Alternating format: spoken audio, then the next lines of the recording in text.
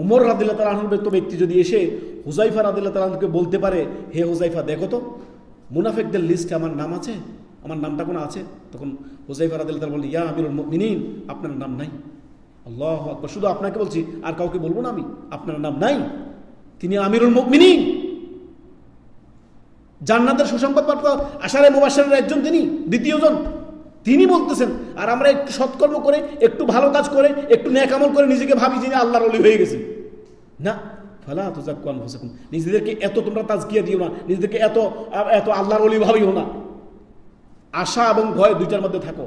ওয়া কানা বাইনা যালিকা কাওয়ামা, সর্বদাই মধ্যম পন্থা অবলম্বন করো, সর্বদাই খেয়াল রাখবা যে আমি যে পাপ করেছি তার জন্য যদি আল্লাহ আমাকে ধরে ফেলেন, আমার তো আর বাঁচার জায়গা নেই। আর আল্লাহর ক্ষমা, আল্লাহর যে মার্জনার আশা আমি সর্বদাই রাখবো। একটা হচ্ছে ভয়, আল্লাহ না আমাকে জাহান্নামে দিয়ে দেন আমার গুনার কারণে, পাপের কারণে। আর একটা হচ্ছে আশা, আল্লাহ আমার মাবুদ, তিনি আমার রব, তিনি আমাকে ক্ষমা করবেন, সুধারণা তিনি আমাকে ক্ষমা করবেন, আমি আল্লাহর কাছে তওবা করবো।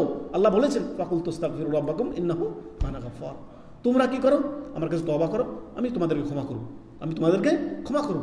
সুবহানাল্লাহ, সুবহানাল্লাহ। অতএব সর্বদাই নিজেকে নিয়ে অনুতপ্ত হবেন, যা আমি করছি ইনশাআল্লাহ আমার রব কবুল করবেন, আর ইনশাআল্লাহ আমার রব আমাকে ক্ষমা করবেন। আমি গুনাহ করব না, অতীতে যা হয়ে গেছে তওবা ইস্তেগফার করে আর কখনো আর পাপ করব না, গুনাহের কাছে ধারে কাছে যাব না, তওবা করব, ফিরে আসবো আল্লাহর দিকে। আল্লাহু আকবার। নিজের আত্মপর্যালোচনা করা দরকার। সবার আগে আমি বলছি, অন্যের চিন্তা বাদ দেন। অন্য কি করবো এটা আপনাকে জিজ্ঞেস করবেন আল্লাহ তাআলা, আপনি কি করছেন সেটা আল্লাহ আপনাকে জিজ্ঞেস করবেন। অতএব নিজের চিন্তা করেন, নিজের চিন্তা করেন।